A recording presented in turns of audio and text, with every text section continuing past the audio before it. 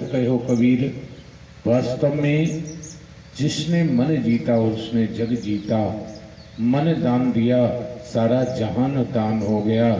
इसीलिए मन से ज़्यादा और किसी चीज़ का दान नहीं माना जाता है। गोपियों ने श्याम को मन ही तो दिया था, इसीलिए गोपी नहीं वो श्याम ही रहेगी। वो श्याम का ही स्वरूप थी।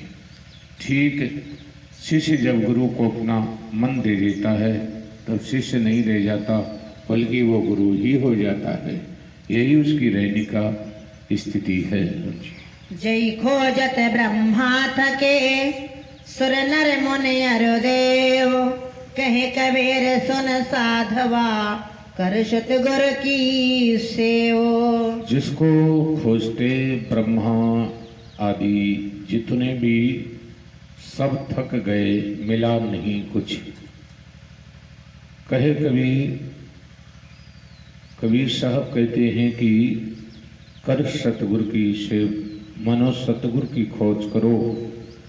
सतगुरु बिना कोई नहीं बाँचे, जन्म जन्म 84 नाचे। ये 84 लाख योनियों की जंग जीतने का जो मसाला है वो केवल सतगुरु के पास है। अन्य में सारी शक्तियाँ विफल हो जाएंगी, सारी संपत्तियाँ धरी रह जाएंगी, कंगाल होके जाओगे। जग में युक्ति अनूप है साधु संग गुरु ज्ञान। तावे निपट अनूप है सतगुरु लागा कानो। कहते कि जग में युक्ति अनूप है साधु संग गुरु ज्ञान। साधु की जो संगत है ना, वो तुम्हें कहीं न कहीं जीवन में लाभ पहुंचाने की कोशिश करेगा। कुसंगी की संगत नीचा दिखाने का परिणाम देगी। कुसंगत से बचना, साधु संगत से ही सब कुछ मिलता है।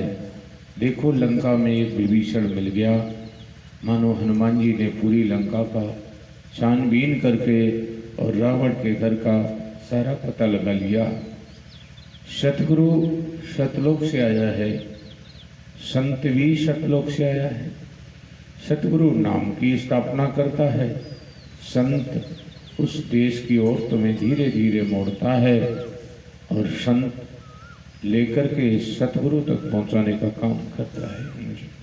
कबीर समझा कहते हैं पानी था बताए। ताको सतगुरु का करे जो अवघट डूबे जाए। कोई पानी में डूब जाए तो उसकी था मिल सकती है, उसको क्या करे जो अवघट में डूबे जाए।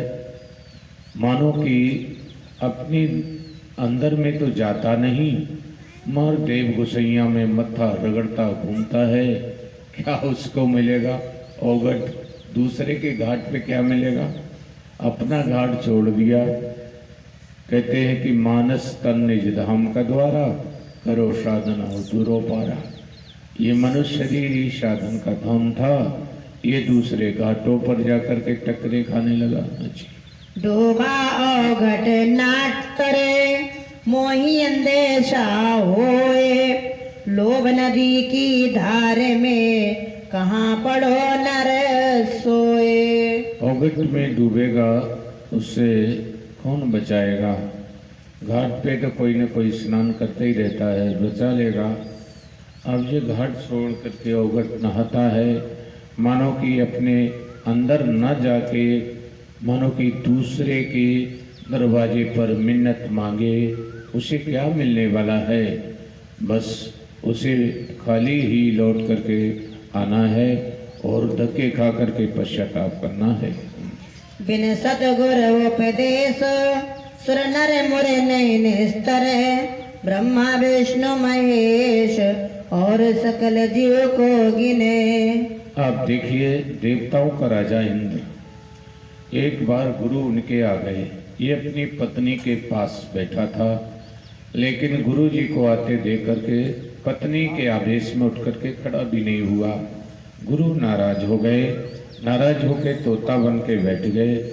अब ये बगैर गुरु के रह गया, मानो कि गुरु राजी तो करता राजी, काल कर्म की चले न बाजी। सारा पता चलते ही शुक्राचार्य जी ने वहां पर इंद्र को मार भगाया और दैत्यों पर राज कर लिया। ठीक इसी प्रकार जिसका गुरु नाराज हो जाता उसका ताज छीन ही जाता है। हाँ जी।